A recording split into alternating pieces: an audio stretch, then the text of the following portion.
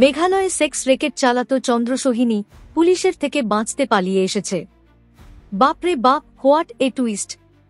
এই চন্দ্র ও সোহিনী যে ভালো কিছু করত না সেটা তো জানাই ছিল, কিন্তু তা বলে এই কাজ। তো আজকে যেটা জানা গেল, মেঘালয় 4 জন মিলে এই রেকেটটা চালাতো। তাদের মধ্যে 2 জন বাঙালি এবং তারা কলকাতারই বাঙালি। একজন লোক কলকাতা থেকে বহুদিন আগে মেঘালয়ে গিয়ে খুঁটি গেড়ে এই সমস্ত কাজকর্ম চালাতো। তার সাথে একজন কলকাতার বাঙালি মহিলাও ছিল, যারা দুজনকে স্বামী স্ত্রী পরিচয় দিয়ে সেখানে থাকত।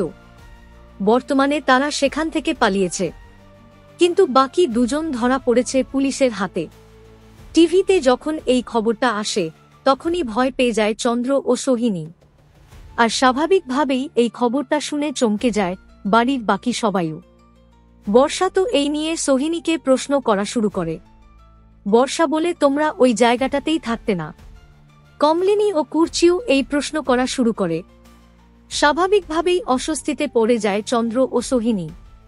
শো অবশেষে আরও একটা নতুন স্টোরি লাইন আসতে চলেছে, তাহলে ভালোই হবে, কারণ এই দুজনের প্রচণ্ড বার বেড়েছিল।